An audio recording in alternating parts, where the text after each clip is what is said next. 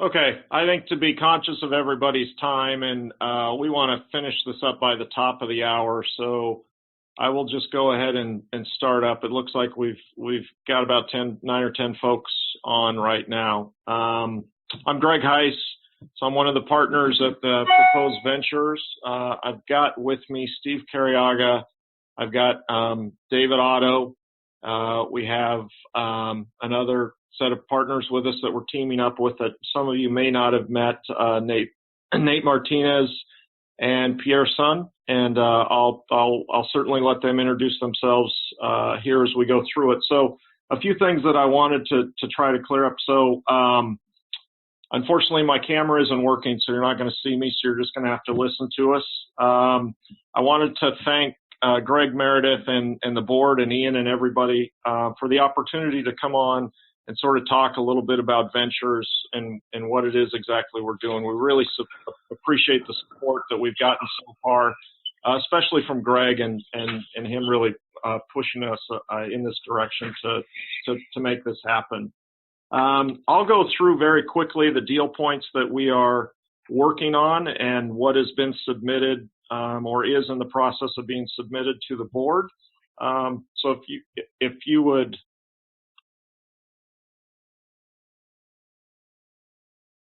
And then the deal points. So if you'd hold your questions until after I'm through that part at least, and we'll certainly open it up enough for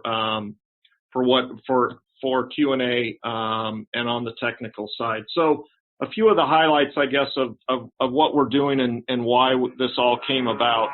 And again, that was primarily from the fact of the three of us, meaning Steve and David and I, were very intimately involved with RChain, as some of you may know, with the private token sales. So David's been involved with RChain on the legal side with co-op, and Steve and I came on board about 9 months ago, went through the private token sale, got to know many of you that are on this call, the board members, and certainly a lot of the participants in that, and we also got to meet a lot of the developers and entrepreneurs that are out there that are looking to develop on the platform itself. So we understand and know RChain. We understand from the co-op's perspective what their ultimate goal is, and that is to distribute the rock in a fashion that not only gets participants involved, but also gets companies to build on the platform. So that's really where we're coming from. It also is coming from a standpoint of, quite frankly, sitting down with Greg Meredith a half a dozen times and him really literally pounding his fist on the table saying, we need to get DApps built. We need to get things put on the blockchain right now. RChain's ready to take it. We need to get them into testing. So that's really what we're doing. So a little bit about the deal points and how this is working. So what Ventures is looking for, and Ventures is still to be determined name. So we haven't come up with it yet. We're very close to coming on one, but we're just calling ourselves Ventures for right now. We are seeking, all of this is a compensation for value. So it's very important that we're clear on that. So we're looking for 100 million ROC to be delivered to Ventures in 2 separate tranches. The first one would happen immediately upon signing. So that would be 50 million ROC. The second one would come after 12 months. So for sake of argument, the end of 2018. And that would only happen if we hit the objectives that I'm going to list here. And there's 12 or 14 key objectives that we're looking to hit for that extra 50 million to be deployed to us. For that, the exchange for the compensation of value, what Ventures is offering and what co-op will receive will be a board of directors seat. We're tentatively identifying Greg Meredith as that person. That's still to be determined by Greg, but he has offered to do that and sit on our board. 15% equity into the venture side. And what that means is they're coming in at the level even above the LPs that are there and making the investment. So they will participate in all of the transactions that happen within Ventures and all the benefits from that. So the dividends, the bonuses, everything that's paid out, 15% of that goes back to Ventures, back to co-op. Ventures will return the $100 million in value of ROC back to co-op within a 5-year period of time. It will accrue a interest rate of 5% calculated every 12 months per year. They will also receive office space in the Ventures headquarters. So we're offering to have co-op come to the workspace, and that's one of the objectives we'll talk about here. That co-op would be able to have a space. We're located here in Seattle, for those of you that don't know. And so we're more than welcoming the co-op folks to come on board and join us there. So some of the objectives that we've got, that we've established, and this is, again, goes to the point of what we have to hit with Ventures for that extra 50 million ROC and that tranche to hit. We're going to invest in and incubate a minimum of 3 companies per quarter, and that's a minimum. It could go higher than that, but that's 12 in the first year. We're very comfortable doing that. The deal flow in the pipeline we have right now will easily sustain that. We're also maintaining that we're going to keep a minimum of 6 DAPP companies or prospective companies in the pipeline at all times.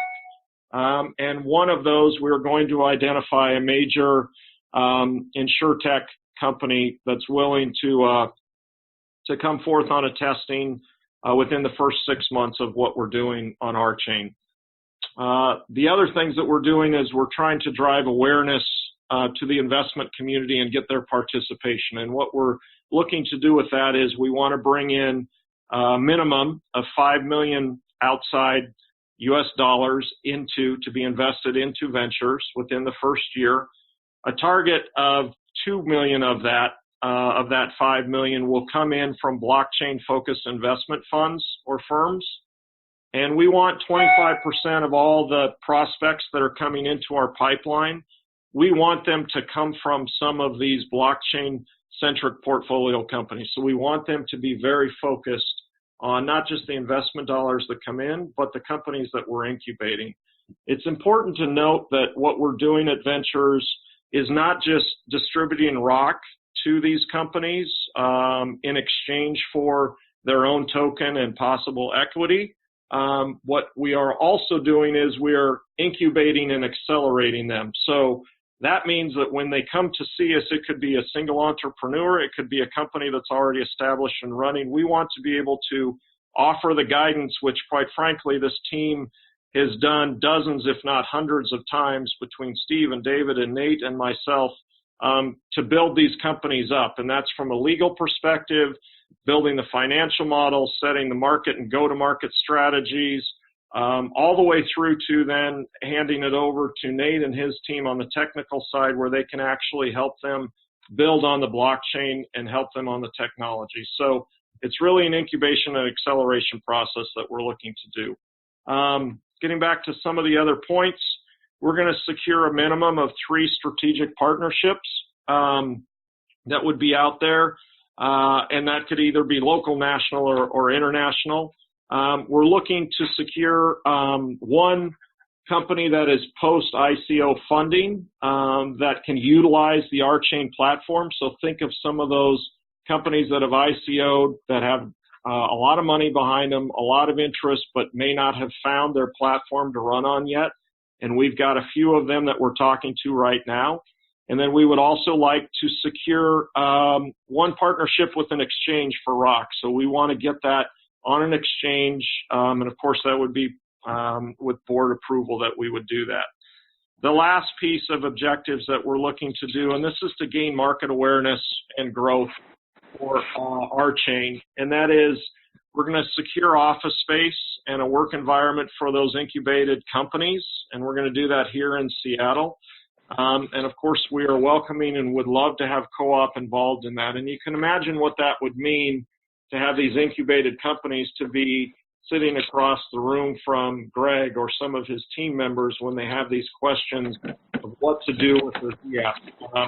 The other side of it is Greg and team have told us many times that they want folks to actually be able to question them and ask them about how they're building out the RChain platform. That's very important for the developmental side of what's happening on the platform. The other 2 objectives we've got in this category is we're going to attend, present, or be at and part of at least one major conference each quarter in this first year. I would anticipate it's going to be more than that, but a minimum of one.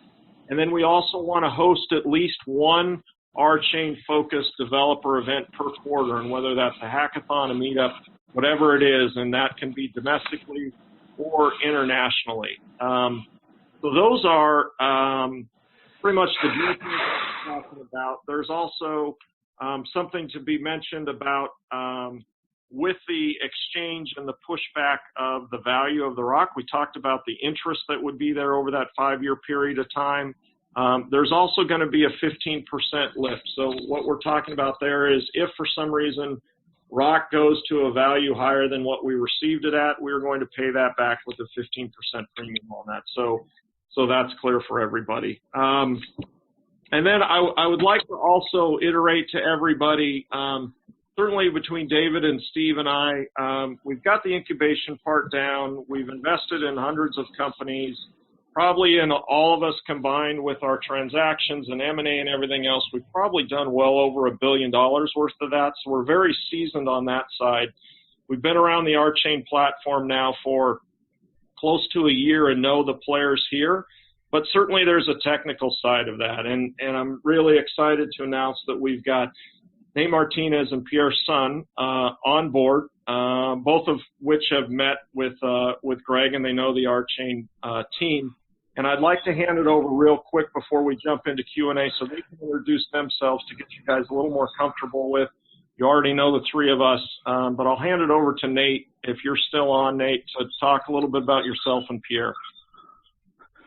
Yeah, thanks, Greg. Appreciate it, and nice to meet all you guys, most of which for the first time. Just to share a little background about myself, and a lot of this is overlaps with Pierre, but I headed up North America lab for a company called Euler Hermes, which is a large French insurance company that's owned by Allianz.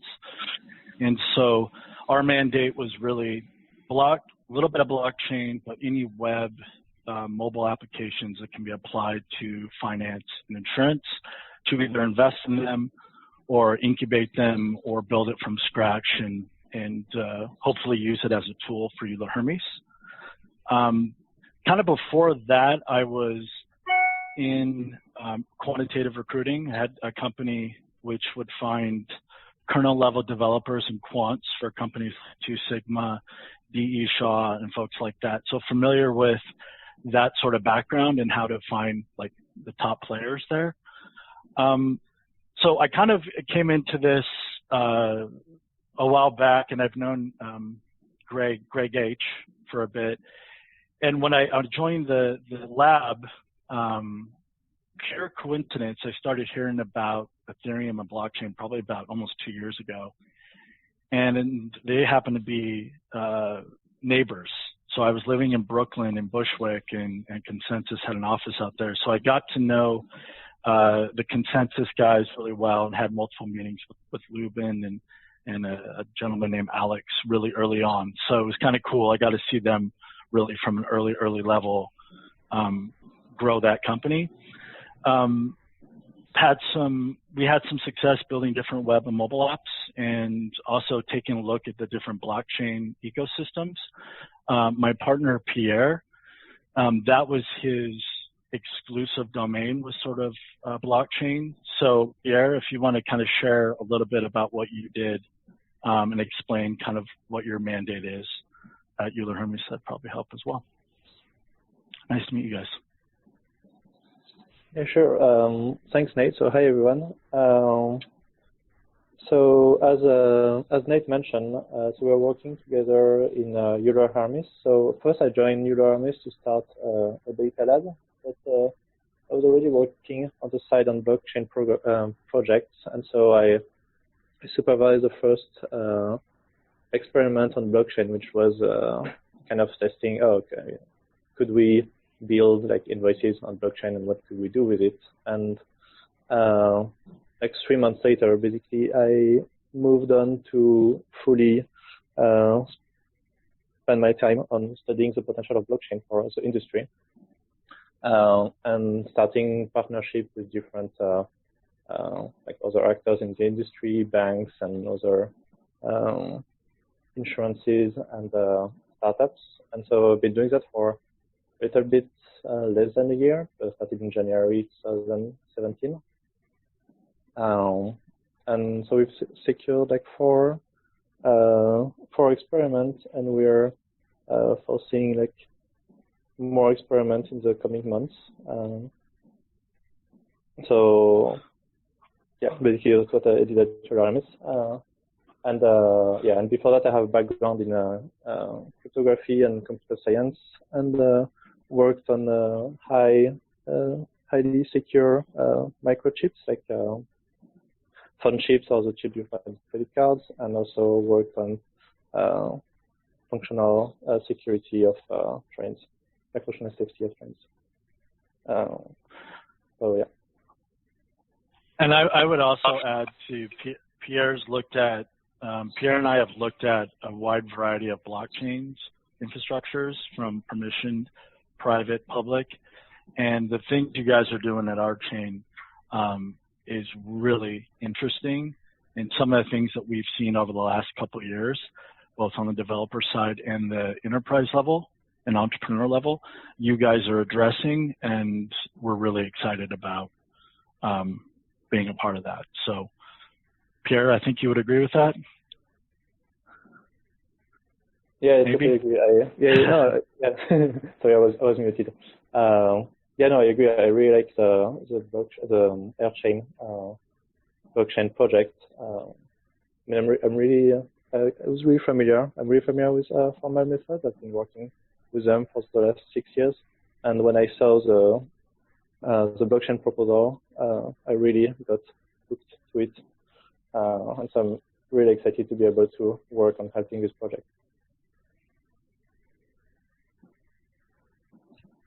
All right, guys. Well, thank you, Nate. Thanks, Pierre, for that. Well, I'll open it up to the community now for any questions that you guys might have for us or for Nate and Pierre. Anybody on the call?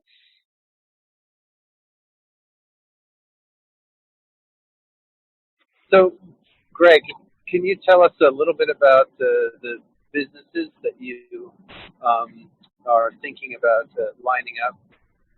Do you have any ones in particular that you've spoken to directly and feel confident that you might bring under the RChain Ventures umbrella? Yeah. Thanks, Greg. Yeah, there have been several, and the one thing we've all been talking about internally is it's going to be fun because I don't think deal flow and getting folks to come into our pipeline is going to be an issue. There's a lot of excitement out there. I can tell you that there are a couple of them, Greg, that you've introduced me to that are very familiar with the RChain platform that we're talking to and going further down those talks right now, whether that is in the energy side of things. There's one on the music side. There's a company on the gaming side that's very interested. We've got interest on sort of a non-traditional bucket, if you will, that is something that revolves around the art world, which is fascinating, and we could talk a lot deeper on that.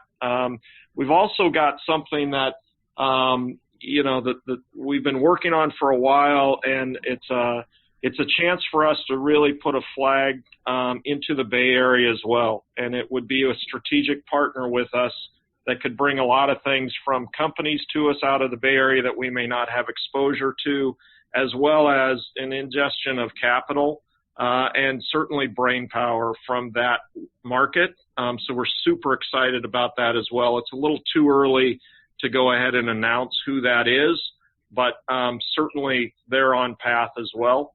I'm trying to think. And then of course that would include they're willing to put up office space for us as well, so that we would have a community workspace just like we're promoting and presenting here to have in Seattle. We would have that down in the Bay Area as well. So that's a few of the opportunities. Cool. So, I mean, one of the reasons I've been working with businesses is to try to get my hands in the dirt, and and figure out exactly where the gotchas are around structuring these kinds of deals. And you know, I've actually been learning a fair bit about some of the complications here. Even just recently, some of the complications around potential token swaps have been really startling and striking. And I was wondering, can you talk to us a little bit about what you see some of the complications or risks are in terms of structuring these deals? And on the flip side, you know, what do you think are going to be some good models for ROI? So for investors coming in, what are they going to get in return for investing in RChain Ventures? Sure.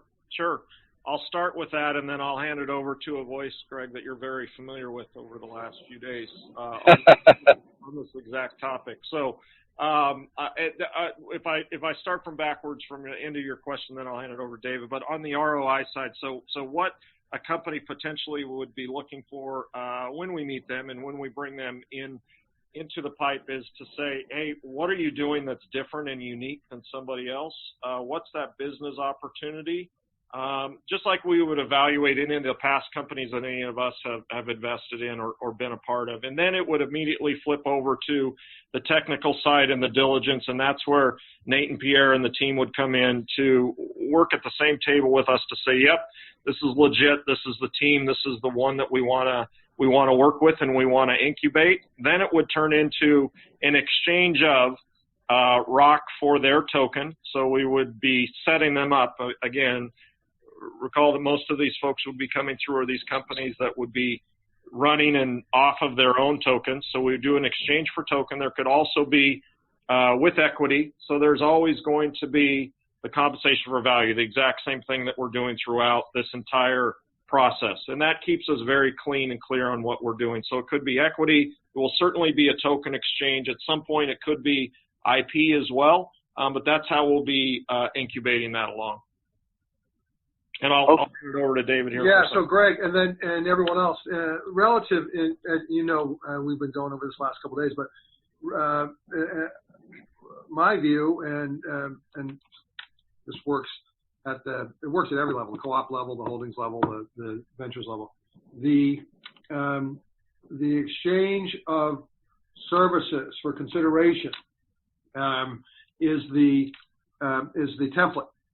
And the challenge, if you will, is just coming up with the particular items that we want, we meaning ventures on behalf of a co-op, from a prospective incubated company, target A. And so we will list out, and these are templates that, to your point last night, we need to do hundreds of these. These are templates that we can replicate and we could cookie cutter from a template standpoint, not necessarily from the specific services and consideration or transaction for those services. But and that's unique to each proposition, of course. But the principal idea is we are going to identify opportunities. We are going to say and contract for the delivery of certain specifics from that business opportunity DAPP that will be deployed on the RChain blockchain. And to do that, target A, need some assistance, and we're going to pay for that to occur. And we're going to pay you in some level of ROC. And that's the transaction on that side, moving from the venture side to the company. Coming back from the company to ventures, we're going to say, and here's what ventures will provide to you. And there will be a list of items. And in exchange for that, the ventures entity will secure some number of tokens, equity, some combination for that value exchange. That value exchange, compensation for services, compensation for deliverables from one party to another is the template, and it's replicable target by target by target. That's the model. That's what we're going to run with. that works from a compliance standpoint, it works from a security standpoint, and I think it works from a ability to target a sufficient number of prospective opportunities. Cool. Well, thanks for those answers. I appreciate that. Yep. Are there other questions from the community that we can answer for you?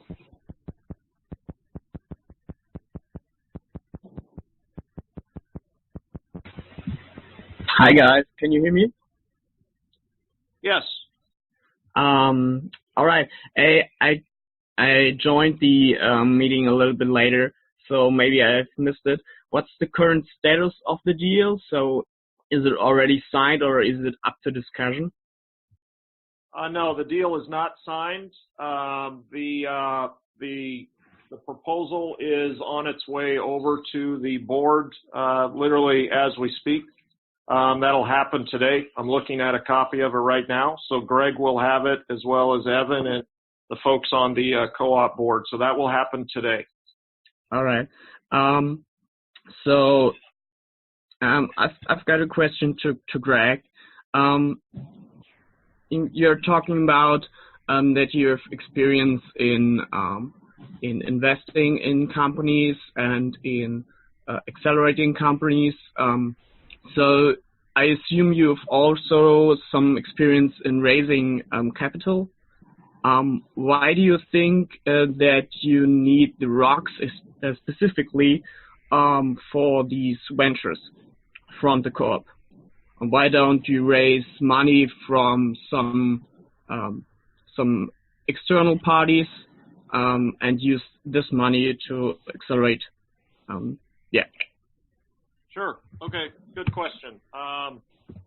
Certainly, we will in the future, as we go through these rock, we will be, and we're going to continue to raise dollars or funds as we create additional funds. So if you think of ventures as having Fund 1, Fund 2, Fund 3 for these incubated companies, if we talk specifically about Fund 1, it will be primarily rock. And the reason why we're looking for rock is a few different reasons. One, as members of the co-op like we are, as intimate as we are with co-op, we understand from Greg pushing all the way down through every other community member the importance of distributing that rock to the community and to entrepreneurs so they can build upon that and get DApps built on the platform.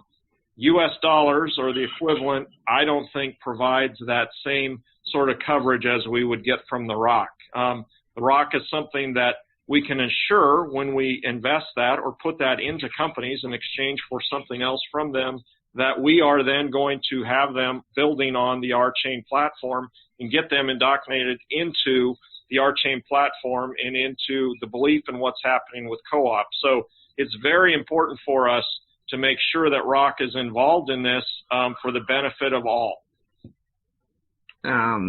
So you're talking about commitment of the projects you're accelerating, but do you have some kind of legal bindings that they don't just sell the rocks, they get quite cheap from the venture? Yeah, that's another good question. And certainly in the beginning, and we've talked to, Greg knows this as well, some of these companies could in fact want to, if they're ready to go now, they could be building on Ethereum, right? And we could be funding, and the hope is that we would be convincing enough if RChain does everything that we have said it will do, those developers and those companies will flip over to RChain in the end. So that's the end goal. We will certainly have some parameters in effect, and whether we deliver those rock in tranches to these startup early stage companies and they have to hit specific milestones that we are very keenly aware of. Again, keeping in mind that generally it won't just be a token swap. We will be receiving an equity position and more than likely a board seat, and we will have a lot of say in what's happening with those companies. So there won't be an opportunity for them just to take the rock, go off and sell it and be on their way. We will have a much more controlling hand over that just by the fact of the ownership level that we will take in these companies that we are incubating out. And that's our sense of control, so that we don't flood the market, as you may be anticipating could happen from that. So also, I just need to toss in a small technical consideration. If a DAPP is being developed, then presumably that DAPP is going to run on the RChain blockchain, which means they're going to need a supply of REV in order to run their application. And so they have a vested interest in getting a supply of REV and getting it at a good price. And the way to get a good price currently is to purchase rock, which basically locks in the price for REV at the time that they're purchasing it. So there's a really, really strong motivation for any application developer who's seriously contemplating deploying applications on the RChain platform to be able to get some rock, right, and get it in a reasonable quantities that's going to help them get their business off the ground. 100%. Yep, you're absolutely right, Greg. Good point. Thanks for bringing that up. Hey, this is Ian. Perhaps it would be helpful if you ran through an example, hypothetical example of how this template might work for a company that you are incubating, like perhaps Crypto Puppies. So what would that, if you could just model that out, how it would look? Is that going to be your company, Ian? Have you already started that? We're in. Yeah, okay. Well, I guess the way it would start would be somehow we would have identified you, or you would have identified us. You would come in the door, physically or literally. We would look at what you're offering. We would go through a set of criteria that we believe have to be met to sort of hit the bar of what we're looking for. We would, of course, immediately have the technical team involved in this as well, especially in the early stages, to see if this is something that's viable. At that point, we would look at how far along that company is, and that would, of course, fit into that criteria. And then we would establish what the value of that company is before we make that exchange of the tokens. So we would get that figured out. And next step would be, how far along the incubation stage is that company? So do they need help from the very beginning to set up the legal entity? Obviously, we have that covered with one of our partners. Do they need help with the financials and building out the go-to-market plan? We've got that covered with, that's all that Steve and I have done for the last 20 years. Is it then jumping into all they really need is to figure out how to tie this into the RChain platform? Well, we've got that covered with Nate and Pierre's team, and then certainly with working with Co-op and Greg in the workspace to figure that out. So we would incubate them through, Ian, until the stage where they are ready to either do a private token sale or an ICO or whatever that might be, push them through that, and then they're on their own after that. They finally hatched and they're ready to go. And that could take, I've seen anyway, in working with incubated companies, I've seen some of them blaze through that in 3 to 6 months. I've seen some of them take a year for that to happen. You know, I would guess it's probably somewhere in between with the companies we'll be talking with. Okay, and the model for the contract between Crypto Puppies and Ventures would be the same sort of thing, where someone from Ventures would take a board seat on Crypto Puppies, and what percent equity would you guys typically be looking for? And also with the token exchange, kind of what percentage, how would that look? Yeah, so yes, we would certainly want a board seat so that we have some in it, and obviously that benefits both sides. As far as evaluation, that varies depending on the deal, and we're not going to do anything, because I know too many times I've been on the other side of the table where I've gotten totally hammered on valuation. So we're going to be conscious of that, but we have to do what's right for Ventures and for the partners involved. So we'll get a fair valuation is what I would say. And as far as the exchange for the compensation for value and services, how we do that, that'll be tweaked deal by deal. And I could see it as maybe it's a 2-for-1, a 3-for-1. I don't know, whatever we're valuing the company at, you get give 1 rock in exchange for 5 of their tokens, or whatever it might be. That's kind of how that would be handled. So, but following on to that, so let's say that you do the crypto puppy deal, and now RChain Ventures is holding a big supply of pups that they gave away for rocks. What happens to those pups? What do they do?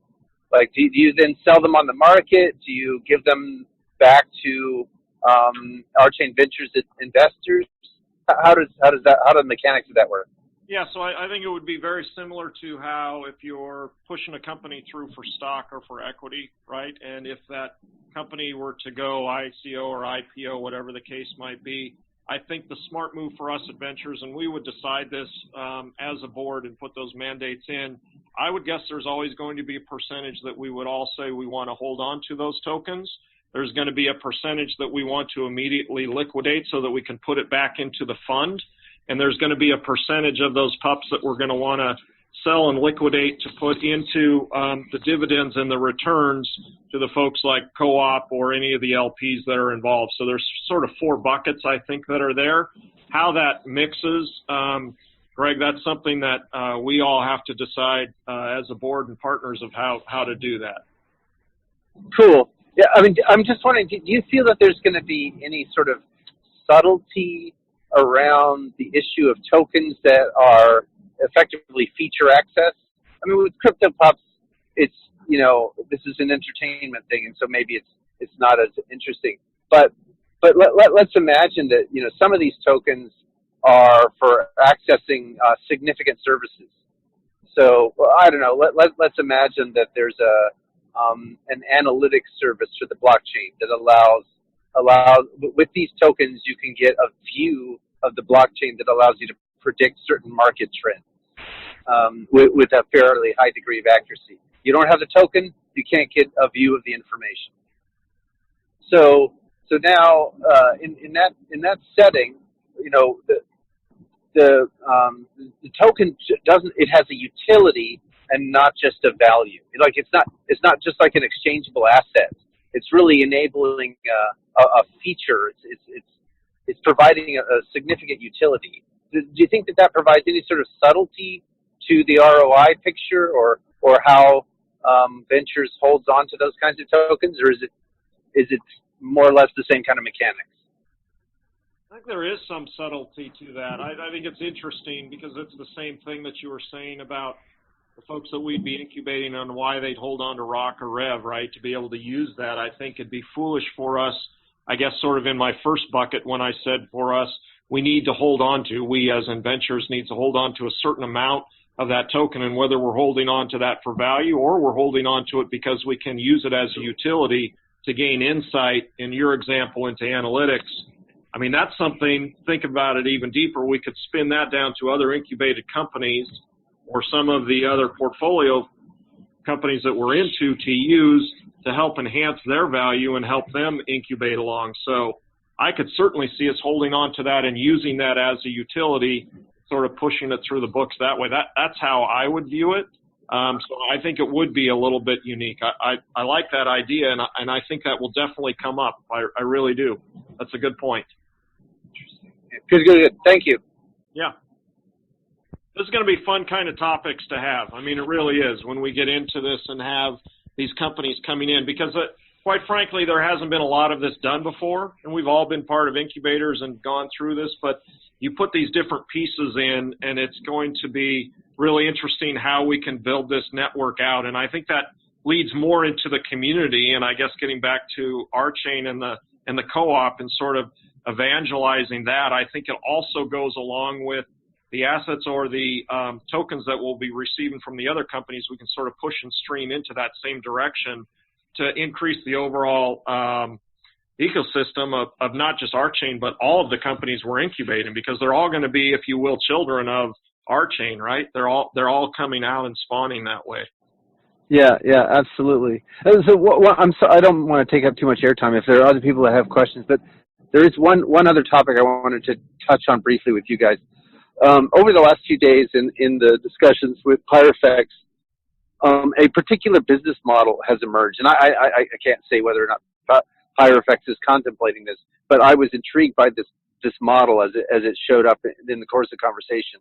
So the thought was that in the same way that right now the co-op takes either USD or Bitcoin or Ether for rock, the co-op could decide to expand the crypto tokens or the assets that it's willing to exchange for rocks. And moving forward, that could be the same for Rev. And so now a company that comes through Ventures could say, well, we're minting this particular ERC20 token or ERC20-like token on the RChain network, and the co-op could, after discussions with the company, say we're now expanding the assets that we're taking for rocks to include that token. So let's just call it token T for purposes of discussion. And so then now members of the co-op and only members, no one else, could come to the co-op and say, I've got a certain number of T, please hand me some rocks. And then everyone would be on the same playing field. So in particular, the company that you're incubating, who has minted token T, could come to the co-op and say, here's a parcel of token T, please give us some rocks so we can run our service on the platform. But also the flip side of it is then members might want to go and get token T and participate in the company in that way, right? So it becomes a way to seed or develop a token sale, because first the membership kind of gets involved in token T, either because they want to check out the service that the company is providing, or because they feel that that the exchange for rock is somehow beneficial for them, whatever the benefit might be. And so so you see where I'm going. This becomes a kind of little virtuous circle. Is that something that you guys? How would you weigh in on that?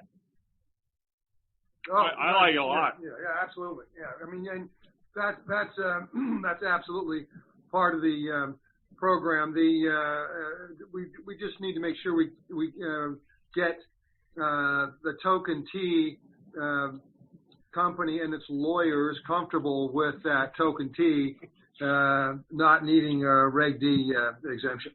Yeah, understood. Yeah, that makes a lot of sense. Yeah, because if the token is non-transferable, then members couldn't buy it from the incubated company and then give T to the co-op because it's not transferable. Yeah, that makes sense. Yeah, exactly. So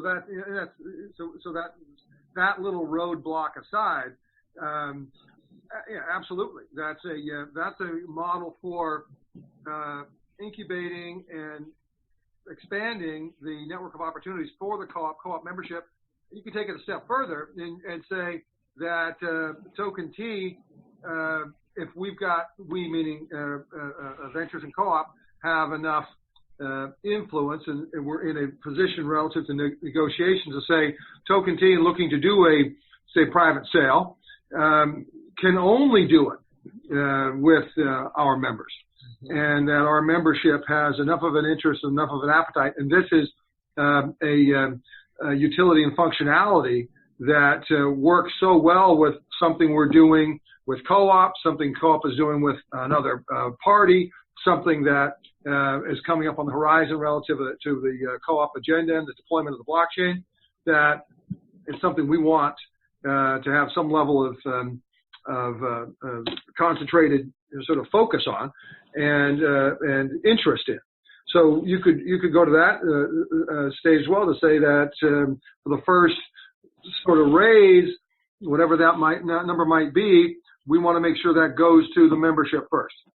And I like that a lot because it also says that for venture companies that have a relationship with the co-op, whether it's Holdings or RChain Ventures or when a relationship crafted in this way, there's a special advantage as opposed to someone just investing in an RChain company outside of this kind of structure. Right. And that special advantage, remember, we need to recognize this. That special advantage we talked about the other night, Greg, is that the membership is now continuing to participate in the evolution and development of additional technology that's applicable and deployable on the RChain blockchain. And absolutely. The more the membership stays active and involved and participates in that evolution of other applications, of new applications, of new tech, that underscores the significance and whatever reason for existence for the co-op. Yeah. So, like I said, it becomes a kind of virtuous circle. Yes. So I like that. Very good. Greg Meredith. I've talked a lot with Greg, Steve, and Pierre about this. I would add to that is Pierre and I have talked, and one of the things that we would offer, depending on your capacity, is let's say we run into a team that looks good technically, but let's say their tech stack's all web or maybe some mobile apps. What we would offer after getting to know your technology is we would offer to kind of teach them how to program on RChain, and Pierre's looking at that right now, and sort of bring them along. So even if let's say it doesn't work out, they're now going to they've taught their tech team, and they'll continue to build applications on it no matter what happens with that particular app. So that's something Pierre and I have talked about at length and talked to Steve and Greg about, and we're looking at it right now. And of course, the more help we can have with co-op with that, the better for everyone. So I just wanted to add that in. Cool. That's great. Yeah, that's good. That's good. Let's see. I know I took some time away from everybody by starting a little late, so we can extend this a few minutes. Are there other questions that folks have? Hi. I was wondering, is there like a business plan for ventures? I'm sorry, is there a business plan? He was asking about a business plan. I'm sorry. There is the proposal and all the key points that I laid out. And I'm happy to talk further about that or show you some of those things. Unfortunately, we had it all on Discord before what happened. But yes, there is, as far as how we're investing, the different companies that we've got laid out, the examples of the ROIs, all of that, the team members, all of that is there. Okay, yeah, I wasn't in the previous Discord server, so I was just wondering, you talked about RChain, the co-op getting a 15% from the net profit, but I was just wondering if there's some kind of information about what's the salary and bonus structure of ventures, and when are you guys anticipating to be profitable? Let's see. So salary information hasn't been discussed yet, and quite frankly, that probably will not be disclosed to the community. That's something that with the LPs we'll have involved and the different investors and the companies that we're incubating behind, there's a bit of a confidentiality issue with that. We're certainly happy to, and we've talked about with having somebody from co-op will sit on the board. Obviously, they'll be privy to all of our financials. They'll know what's happening. We'll be meeting with them monthly. The profitability side, when do we see ventures as being profitable? That's as fast as we can incubate out these companies. And quite frankly, it puts a little bit of pressure, and no pressure intended, to Greg and his team. But until that platform gets pushed out, a lot of these objectives, most of them, frankly, that we've laid out, we can't deliver on unless co-op does what they say they're going to do. So there's a lot riding on that relationship that we have with them and with them with us. So that is securing that as well. And just wondering, how big will the board be, and how is it selected?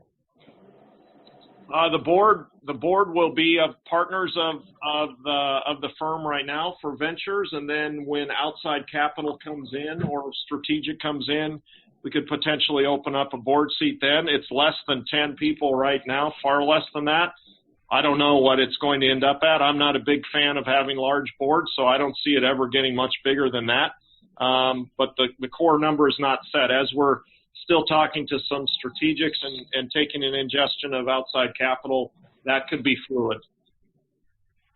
Okay, awesome. So will you be able to send the business plan that you sent before on the Discord? I can put, yeah, it's all it is some of those points. And yeah, I'll put some points up there on Discord. I'll post it up there by tonight.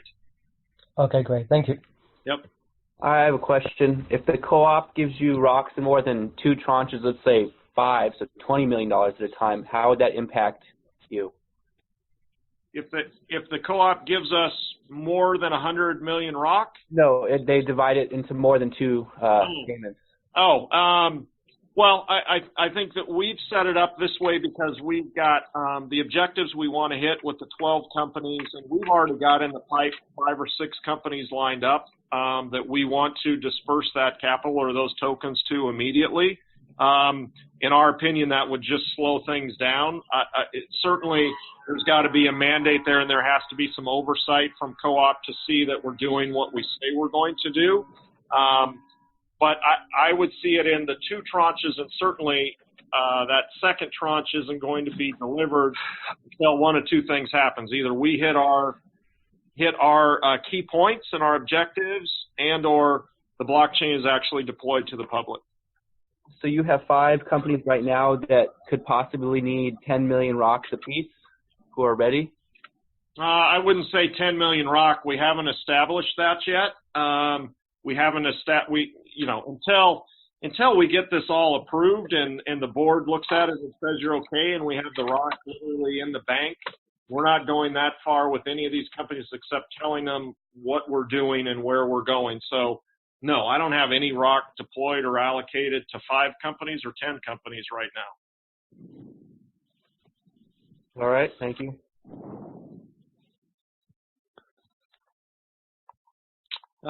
Any other questions from the group?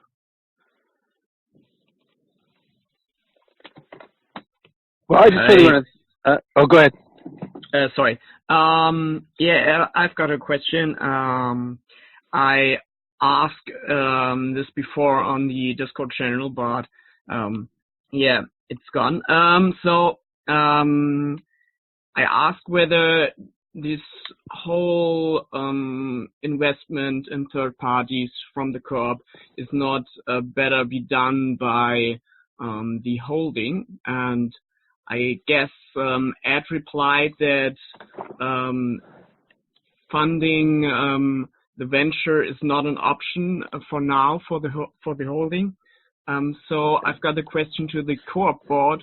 Why are you considering this deal if the holding company is not interested? So that's a great question. Here's my take on it. There's so much opportunity. Let's say that holdings focused on supply chain management, some health care, and some other early enterprise stuff, and maybe identity and wallets. That's already too much for a company holding size or a company that's as big as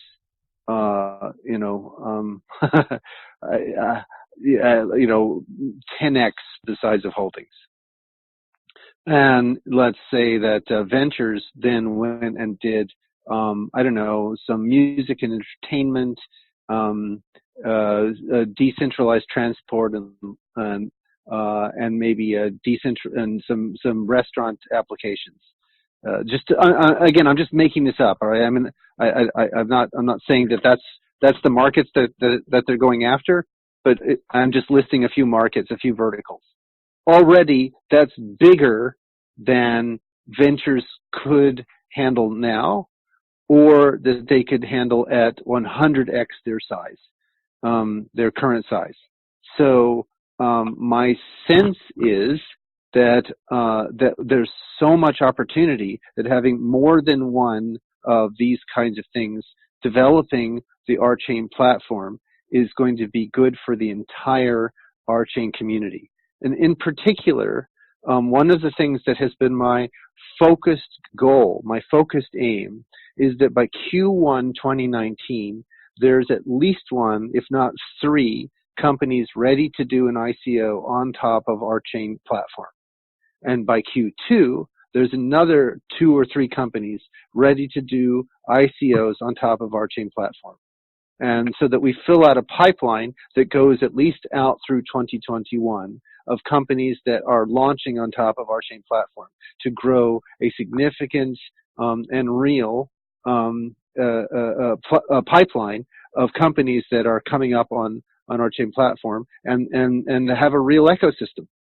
So, you know, basically, if I were sitting in holding seat and saw the rise of ventures, I'd be going, thank God someone's picking up all the companies we have to let slip through our fingers, right? And if I was sitting on ventures, I'd be doing the same thing. Thank God there's at least one other fund here that's picking up all the opportunities we can't handle, right? So that's the way I think about it. But does that make sense to you?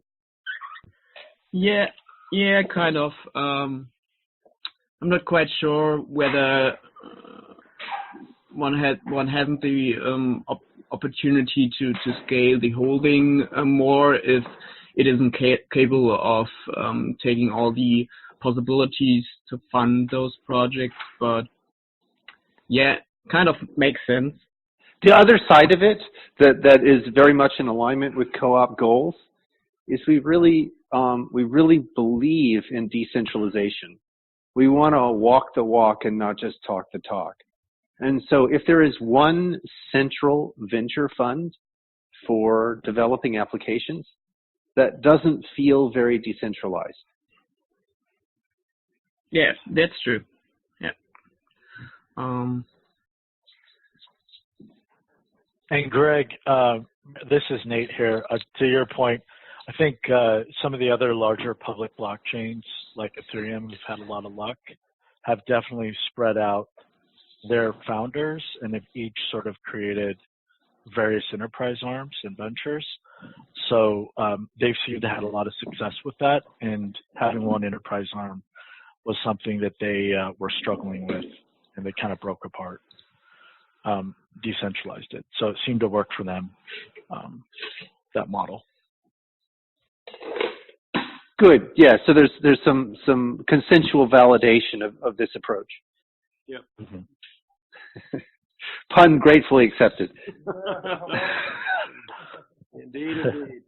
Well, we're getting close to the end of our hour. Is there any last questions that we can answer for anyone?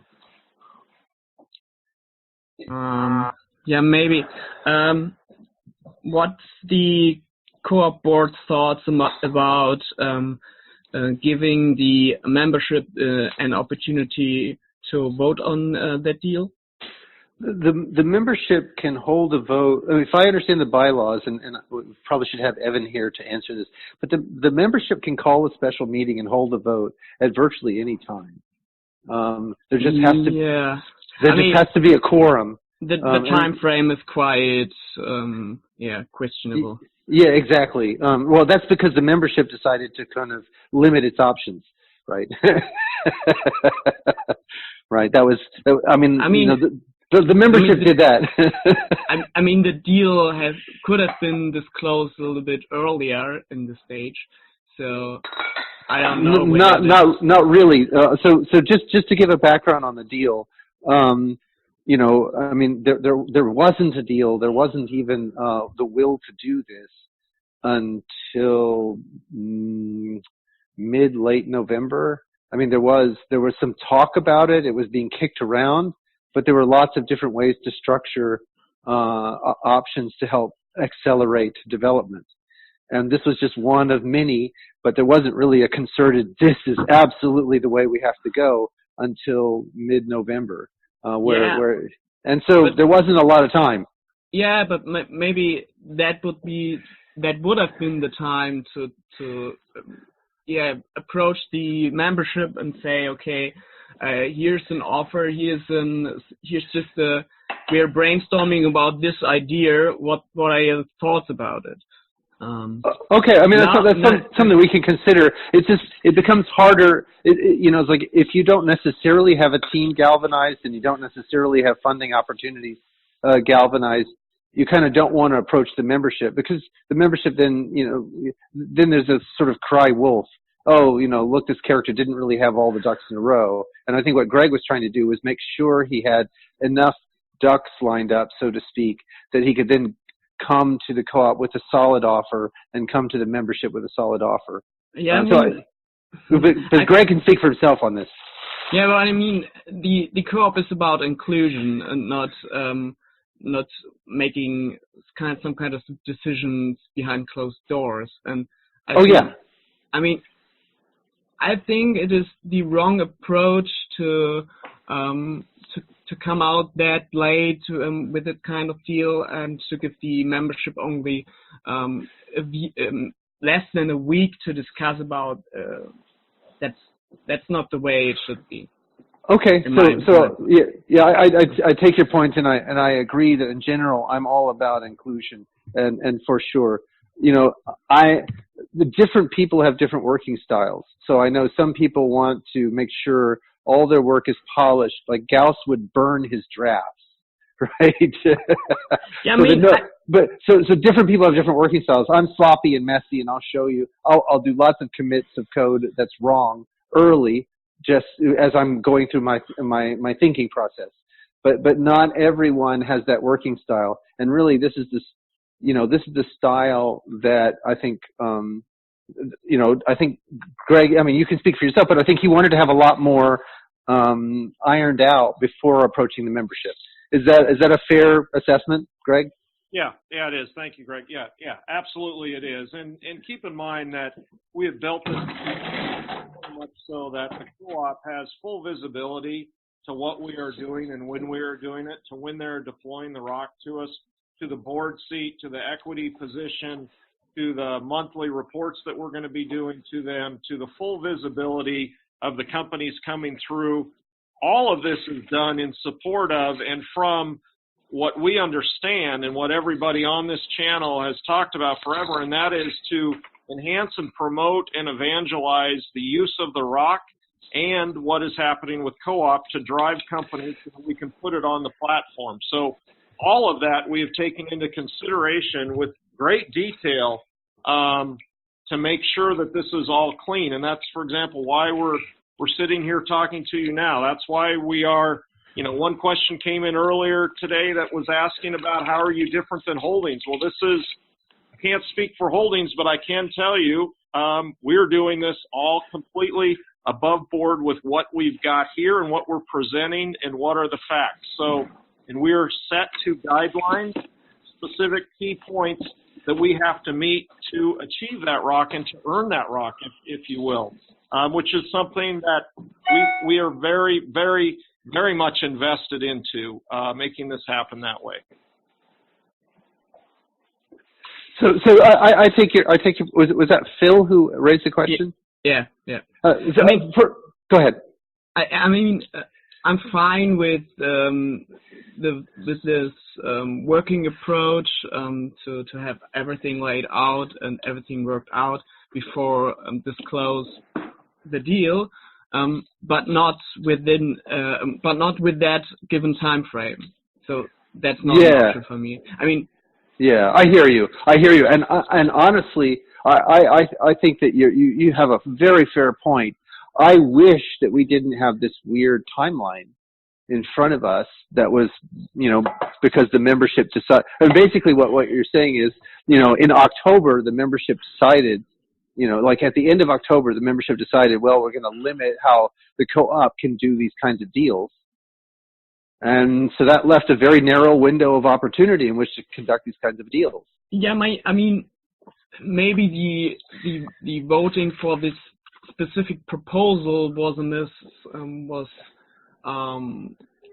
not well formed. Maybe the intention of this proposal was more like not only in 2018, but also in 2017, and this proposal was meant to include 2017, or at least to have the pre-sale and after the pre-sale, no later deals after this. So I don't know whether the intention was really to have only the co-op limit its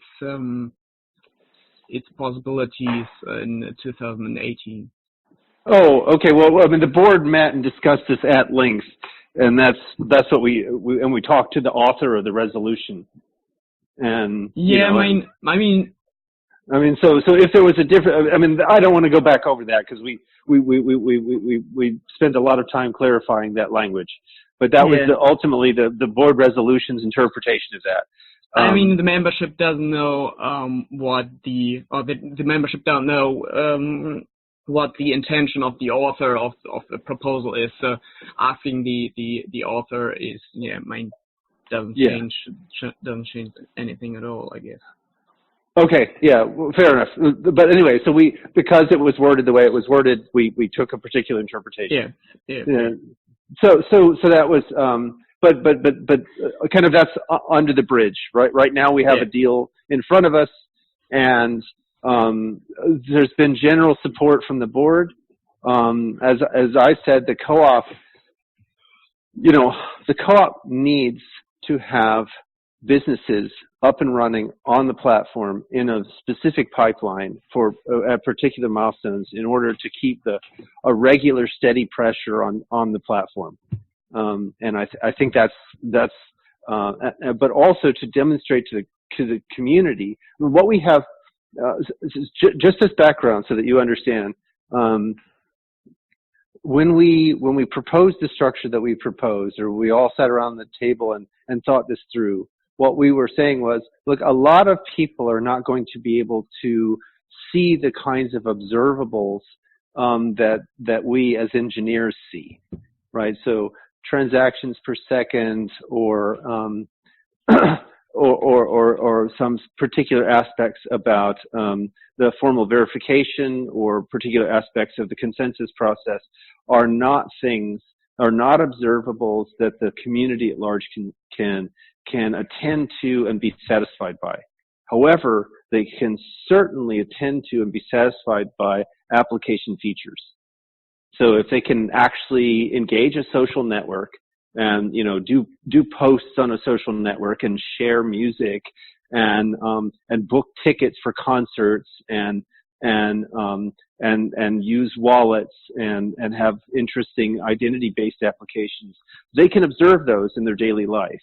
And so that's why the applications are so key to the adoption of the platform. Those are the observables by which the community at large can see that RChain is delivering on its promises. Sure. I guess we are on the same boat for this point.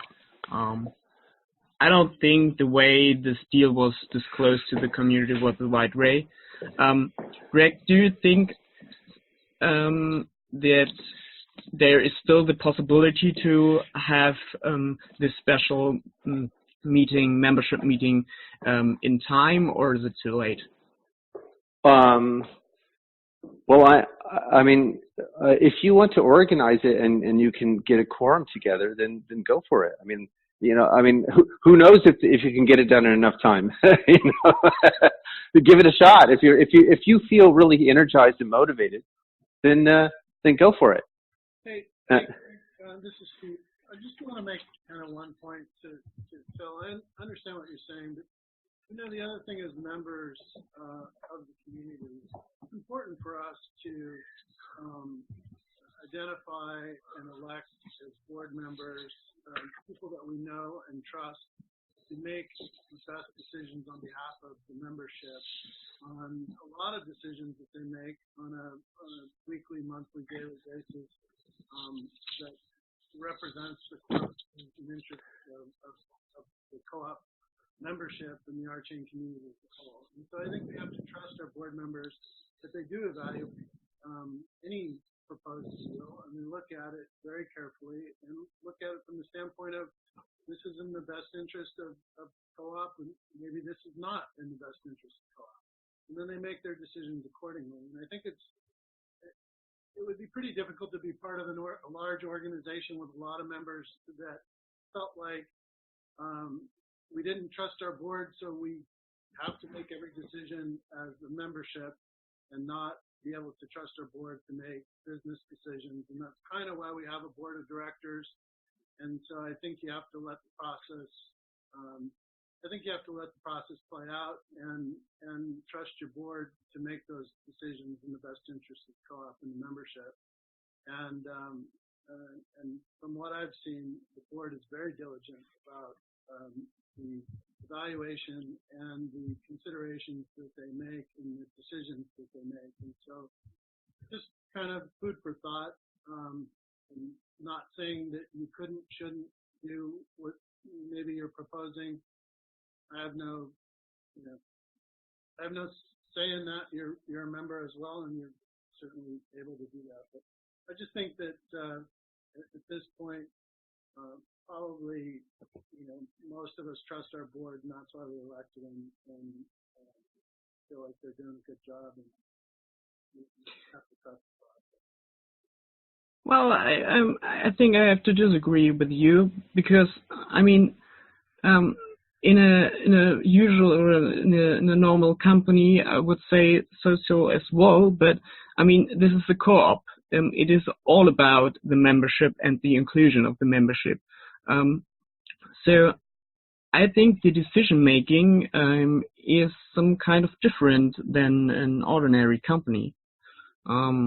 So I think there should be a lot more decision should be made by the membership, and the executive board is more or less is executing the will of the membership, so to say. Yeah. So I have to disagree with you about that, and I think that's not the intention of having a co-op at all.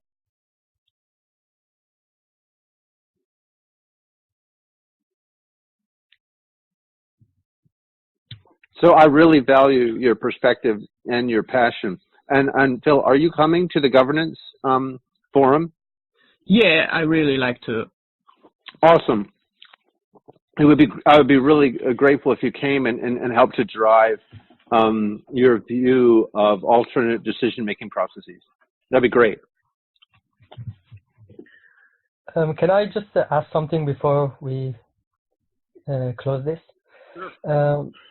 Can Greg clarify if any of the 12-month milestones are based on kind of like successful investment benchmarking or something, or is it just like how many companies get on board and how many partnerships and stuff like that? Because I'm not sure if I missed anything. Yeah. Could you define what you mean by a successful investment? Do you mean a company that has gone out and done an ICO or something and is driving revenue, or what do you define as a successful investment? Yeah, so you mentioned that usually after 6 months, companies should be on their own. So if like the ventures made a profit from those companies after like the 12 months, so I would assume the revenue will be like success measurement. Yeah. Or maybe. Yeah, I see what you're saying. Thank you for clarifying that. I threw that out as an example. Some companies could be incubated in as little as 6 months. Some could take longer than that. But no, I wouldn't feel comfortable with putting a hard time. There's so much variables, right? Like take, for example, that the RChain platform is not even be ready to go until the end of the year, right? So these companies couldn't even put something up to be driving revenue before the end of the year at the earliest. I think Greg would probably say, you're probably looking at the first quarter of the following year before they really get through and start driving something. So I think for that reason, we would kick that and push that out a little bit further, just because the technology that we're incubating them to build on it isn't available yet. The thing is, we talked about like token exchange, so I would assume that the values of the tokens will increase, especially if the business plan you mentioned, the plan you mentioned was to sell some of the tokens in order to fund other companies. Yes. Yep. So it's just like I would anticipate the value of the tokens after 6 to let's say 12 months would increase.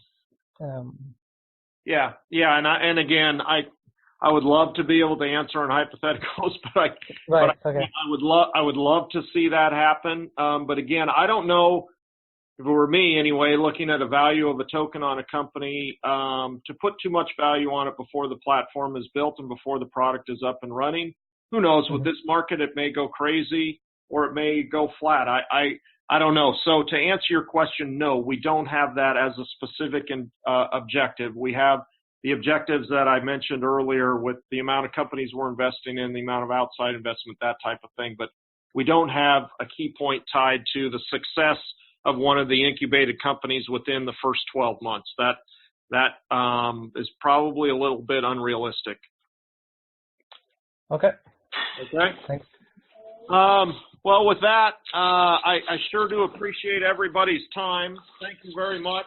I've recorded this, so it'll be up on YouTube shortly. But thank you very much. If anybody would like to reach out to me personally, you can find me on Discord. Send me anything that you've got, and thank you for your time.